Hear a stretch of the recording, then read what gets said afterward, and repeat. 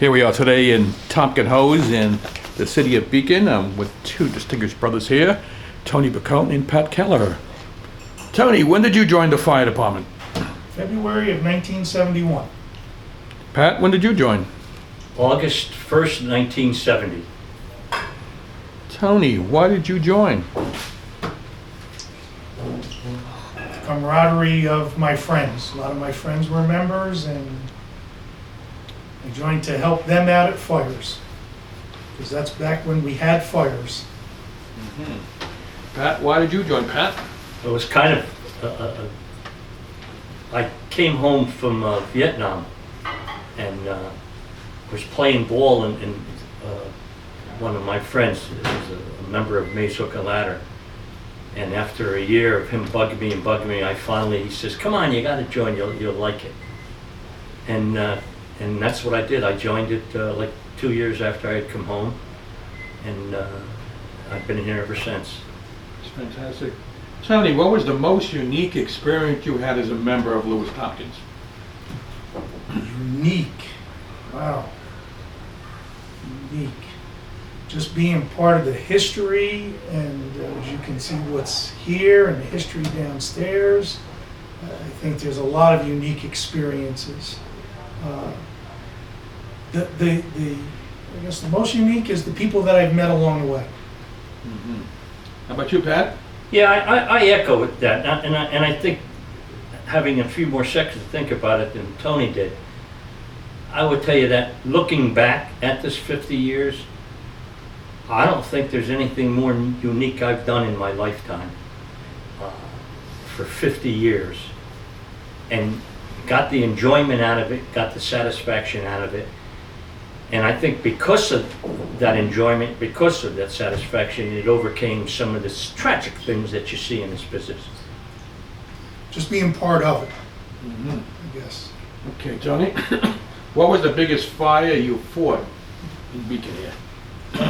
The biggest one probably would have been River Street, right, when the factory burned. Yeah, there's a couple during our times. Yeah. River Street, But the lumber yard right here on Lumber Main yard. Street, and probably a bigger string of them as you go up Main Street around the curve. We just about burned every building out around that curve over probably a 2-year period that we were there constantly until the buildings. And now they are all refurbished and Was it arson, you think, back then, or? a combination of both. urban Yes. renewal. Urban renewal. Okay, Tony, what was the most serious incident you ever participated in? The one that always comes to mind, and Pat will probably echo, is when those 5 children died on Cliff Street.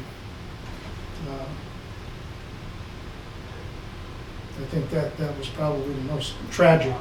And There were a couple, and I was in the ladder company, so our operations at that time were purely ladder and engine.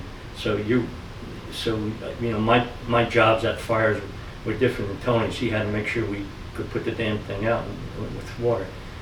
The Cliff Street fire, I happened to be having coffee around the corner when it came in, and I thought I had the fortunate incident of being able to grab 2 of the kids and come out with them, and I did, but unfortunately they didn't make it. And there was another family that we lost 4 people on a Piccone fire. yeah, they were second cousins. Oh. And we lost the mother and 3 daughters. Three daughters. And another one where we got inside, we were even myself and one of the previous chiefs said, Mike Davis and Timmy Joseph, both of them, 3 of us got inside, and we could actually see one of the victims on the couch, and by the time we got from here to 10 feet away, the room just erupted, and we ended up having to dive out of the building. But those were 2 of the tragic. And of course, any time we lose a child, I mean, that's, especially once you become a father. For sure. What year was that? Remember? One was 1978 time frame, and the other was 78 and 79, I think 2 years in a row. And one was in 90.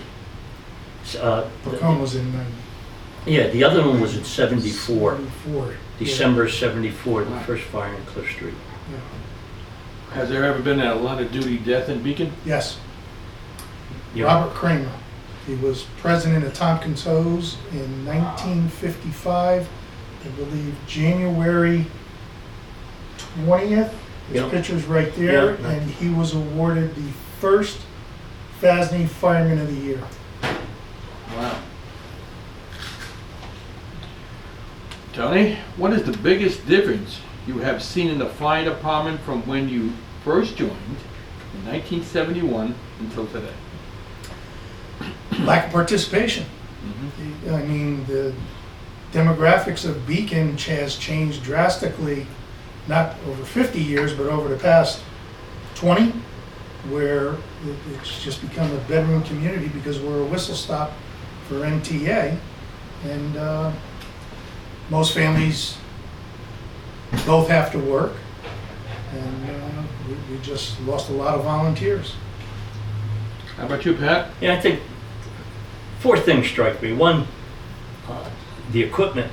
When I first joined, we didn't even have a breathing apparatus. We had two big bladders that we had to blow up and then utilize them. And then we progressively got to where we're at now with our breathing apparatus, which was tremendous. The second thing was just the way you attacked fires. Many of them were surrounded and drowned at the time because there was an inability to get inside of a building. And the third thing was just the amount of training you have to do to be good at this job. It's not, and it's always repetitive. You have to go back and it can become boring for the pieces you know well, but those pieces change rapidly. And probably the fourth thing that's changed is what Tony mentioned. This was a life for me outside my job, and my late wife was involved in it, coming around. So the camaraderie of being a fireman is something that it's life lasting. I mean, guys like Tony and I became friends that we may not have been friends before this happened. So you met him through the fire department, huh? Yeah. Wow. That's amazing. Okay, Tony? What is the difference you've seen in the equipment when you first joined? Like you say, turnout gear, tools. Yeah, everything, we used to have rubber coats, rubber boots, rubber gloves, now they're, it's Tin helmets. advanced, numerous times over the years. Just incredible the things they're coming out with now. And of course, with that goes the expense of them too. So when you first got your turnout gear, you probably thought it was the best thing Best ever. thing going, Yeah. right. I still and have even home. hoses, Yeah, I still have home the old rubber coat Rubber coat. that had a T truck 1 painted on Yes, with white paint on the back of it. Yeah. Our helmets were tin. Yeah.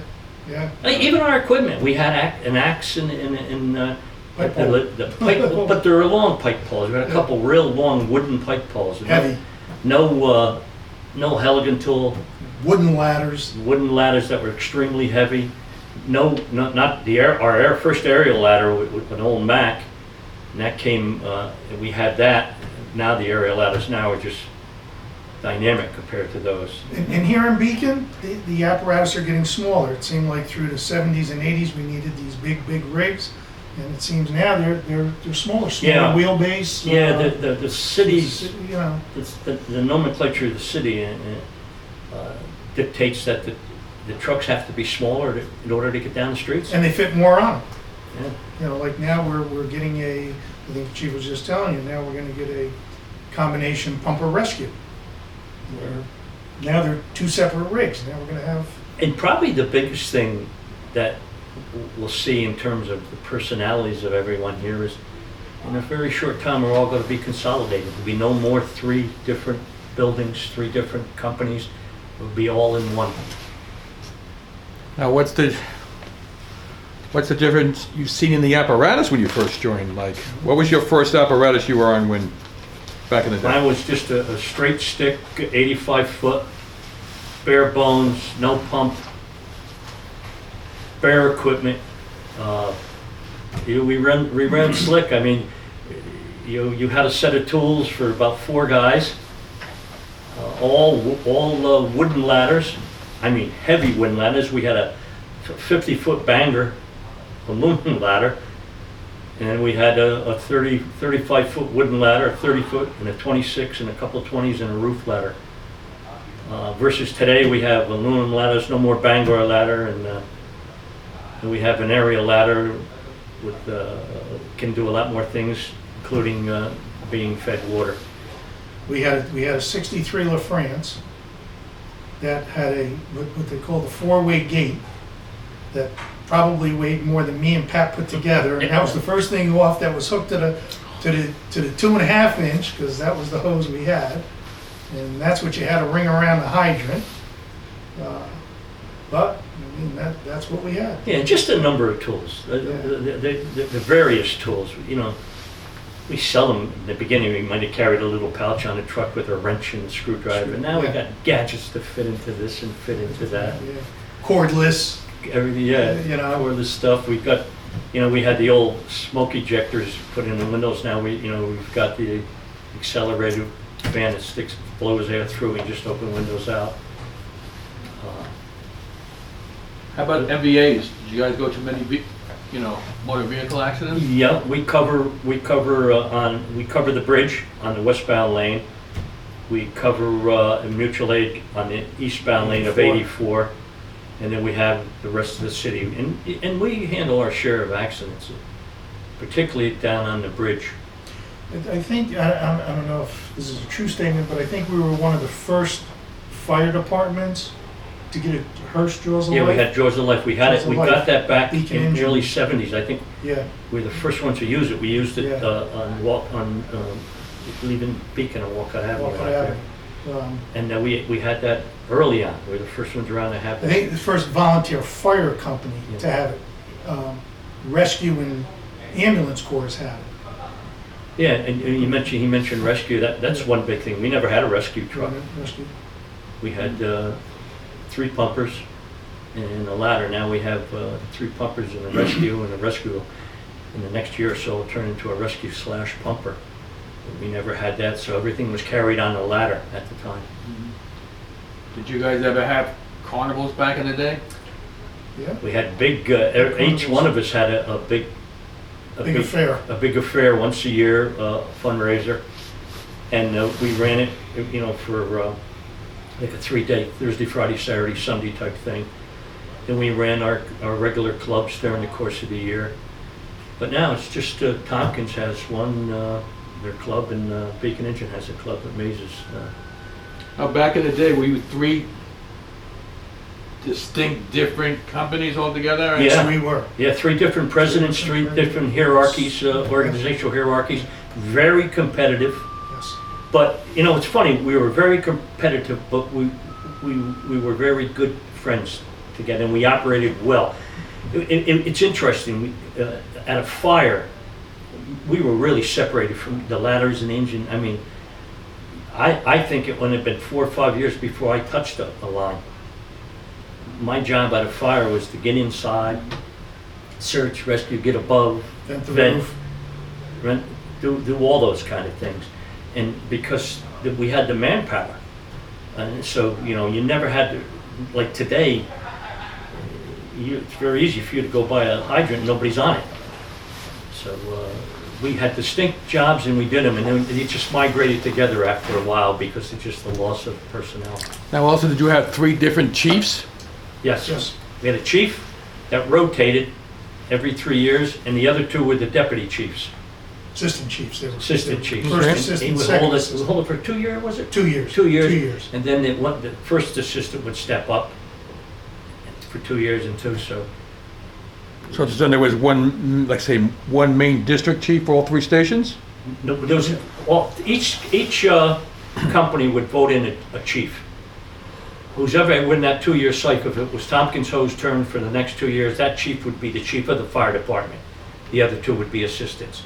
2 years from now, the second Company and Beacon Engine Company, he would be the chief for 2 years. Okay, that's pretty awesome, right?